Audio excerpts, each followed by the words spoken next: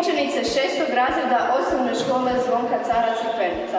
Ja sam Lea Lučić. Ja sam Eva Šimić. Ja sam Marijana Maretić. I mi smo članice učeničke zadruge Zvončica.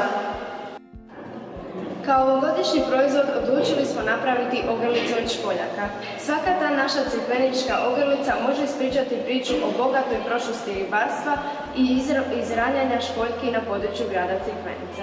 Po prvom redu cilj nam je očuvanje narodne baštine i očuvanje sjećanja na naše uspješne ribare. Namjera nam je u suradnji sa turističkom zajednicom Crikvenica prodavati crikveničke ogrlice kao suvenir. Za jednu takvu ogrlicu potreban nam je stroj dremel te njegovi nastavci, pištolj za vruće ljepilo te sjaj za školjke, razne žice i privjesci sa motivima mora, razne školjke i različitih oblika te klješta za žicu, razni lančići i koža kako bismo zavezali naše školjkice te prozirna tkanina. Za izradu naše ogrlice prvo je potrebno odabrati određenu veličinu školjke koja će nam služiti kao podloga naše ogrlice. Školjku moramo očistiti od taloga koji se nakupio bivanjem u moru. Kada smo očistili našu školjku, na dremelu ćemo zamijeniti naš nastavak koji će nam služiti za micanje ostataka prašine.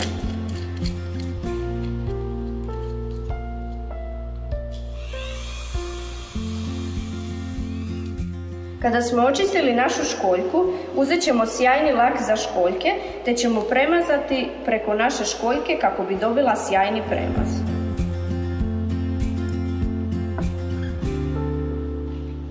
Nakon što se školjka osušila, krenuli smo je bušiti pomoću dremela, tako da smo dodali određeni nastavak koji buši školjke. Kada smo probušili školjku, krenuli smo dodavati razne nastavke i metalne predmete. Njih smo krenuli lijepiti sa silikonskim ljepilom ili smo ih krenuli vezati žicom. Kada smo ukrasili našu školjku, moramo odabrati lančić na koji ćemo staviti naš privjesak. To može biti srebrni ili zlatni lančić, ali moramo paziti da je od antialergijskog materijala ili može biti koža. Kada smo odabrali naš lančić, provučemo ga kroz rupicu na našoj školjki. Pritom moramo paziti da naš lančić ima alkicu i kopčicu da ga možemo zakopčati.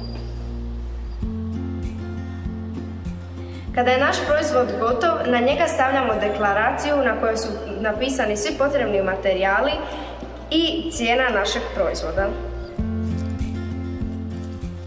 Gotov proizvod stavljamo u ambalažu napravljenu od svilenkaste tkanine.